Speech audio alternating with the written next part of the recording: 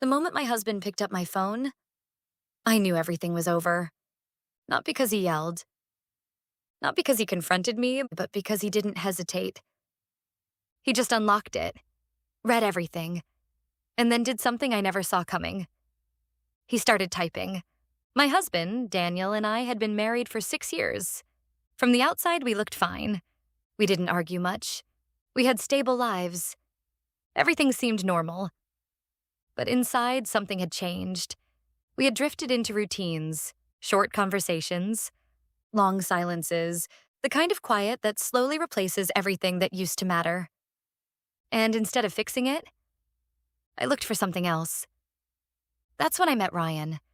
He worked in a different department, but we crossed paths during a project. From the start, he was different. Confident, engaging, direct. He paid attention to me in a way I hadn't felt in years. "You seem like someone who's bored," he said once. I laughed it off, but it stuck with me. Because part of me knew it was true. We started talking more. Then texting, then messaging late at night. And eventually, it crossed the line. The first time it happened, I told myself it was a mistake. But I didn't stop. Because it felt good. Because it made me feel alive again. And because I convinced myself I deserved it. The affair lasted 3 months.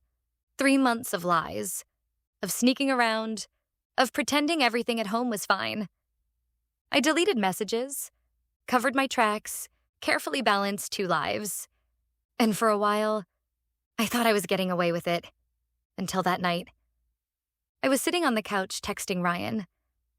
Daniel was in the kitchen. Or at least, I thought he was. I didn't hear him walk in. Didn't notice him standing behind me. I didn't realize anything was wrong. Until my phone was suddenly gone from my hands. My heart stopped. Daniel. But he was already reading. The silence that followed was suffocating. I couldn't move. Couldn't speak. I just watched his face as he scrolled through everything. Every message. Every lie. Every moment I thought I had hidden. "How long?" he asked. His voice was calm. Too calm. 3 months, I said quietly. There was no point in denying it. He nodded slowly, like he expected that answer. "I see." That was it. No yelling, no anger. Just those 2 words. And somehow, that made it worse. "I'm sorry," I said quickly. "I didn't mean for it to—" He held up his hand. "Stop." I went quiet. Because something about the way he said it told me this wasn't going to go the way I expected. Then my phone buzzed. A new message? From Ryan. Daniel looked down at the screen, then back at me. "What does he think is happening right now?" he asked. I swallowed. "He doesn't know." Daniel nodded. "Of course he doesn't." Then he sat down, right across from me, and unlocked my phone again. "What are you doing?" I asked. He didn't answer. He just opened the message and started typing. "Daniel, don't—" Too late. He hit send. My heart was pounding so hard I could barely breathe. "What did you say?" I asked. He turned the phone toward me. The message read, "Her husband knows. You should come over." My stomach dropped. "Why would you send that?" Daniel leaned back calmly. "Because I want to see what kind of man he is." "This isn't a game," I said. "No," he replied. "It isn't." Ryan responded almost immediately. "What?" Then, "Is this a joke?" Daniel typed again. "No, come over." I felt sick. "Stop," I said. But he didn't. He just placed the phone on the table and waited.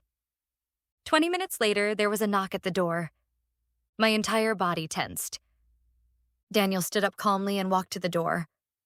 When he opened it, Ryan was standing there. Nervous, confused, unprepared. The moment Ryan saw me behind Daniel, everything clicked. "Oh," he said quietly. Daniel stepped aside. "Come in." Ryan hesitated, then walked inside.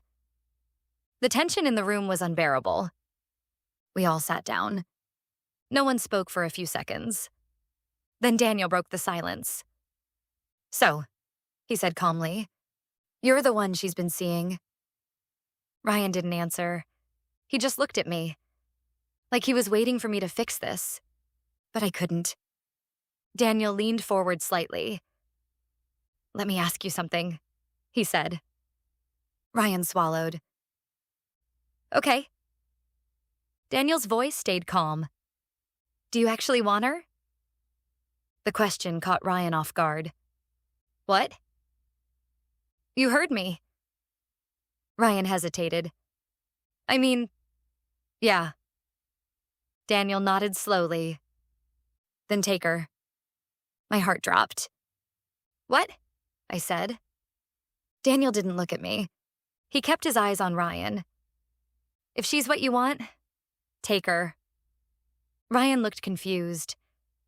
"This doesn't feel right." "It's not supposed to," Daniel said. Then he finally turned to me. "You spent 3 months choosing him behind my back." His voice was steady. "Now you get to choose him in front of me." The weight of that hit me instantly. "Daniel, please." But he shook his head. "No." Ryan stood up. "This is messed up," he said. "I didn't sign up for this." Daniel nodded. "Exactly." Ryan looked at me one last time, then turned and walked out. Just like that. No hesitation, no fight, no choice. The door closed, and the silence that followed was unbearable. Daniel finally spoke. "That's who you risked everything for." Tears filled my eyes. "I didn't know. But you didn't ask either," he said. He stood up. "I've already filed for divorce." My world stopped. "What?" "I found out 2 weeks ago." 2 weeks. He had known. And said nothing. "I thought about confronting you," he continued, "but I wanted to see the truth." His eyes met mine. "Now I have."